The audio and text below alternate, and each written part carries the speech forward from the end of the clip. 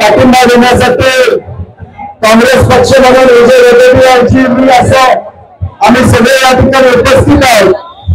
काल जयंत आसगावकर असतील, अभिजित पंढारे असतील, सगळे आमदार इथं उपस्थित राहून आपल्याला पाठिंबा दिला।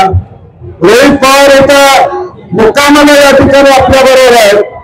हे सांगण्याचं कारण एवढं की महाविकास आघाडी म्हणून आम्ही सगळे ताकदीने तुमच्या बरोबर आहोत हे ग्वाही देण्यासाठी आम्ही या ठिकाणी आलेलो आहोत।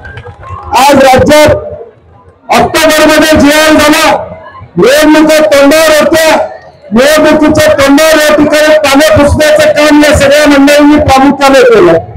परंतु मार्चचं बजेट झाल्यानंतर किमान या बजेटमध्ये या सगळ्या गोष्टीला चालना मिळेल, गती मिळेल अशी आम्हाला अपेक्षा होती।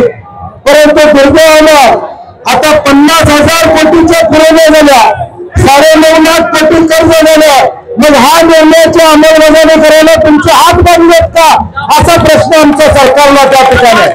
तुमचे हात बांधलेत का?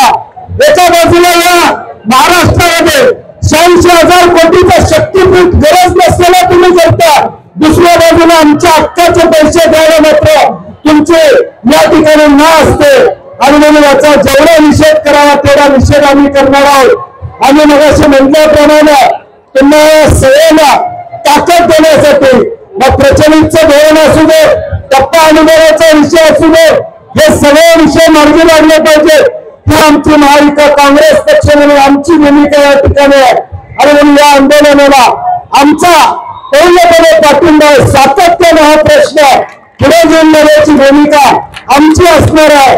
सभागृहात काय करायचं, कशा पद्धतीने करायचं धोरण आम्ही आता गेले या ठिकाणी करू। परंतु मगाशी म्हणल्याप्रमाणे जोपर्यंत निर्णय होत नाही तोपर्यंत आमचं धैर्य हलायचं नाही, आमचं धैर्य जय हिंद जय महाराष्ट्र। यानंतर विजय वडेट्टीवार साहेब आपल्याला मार्गदर्शन करतील।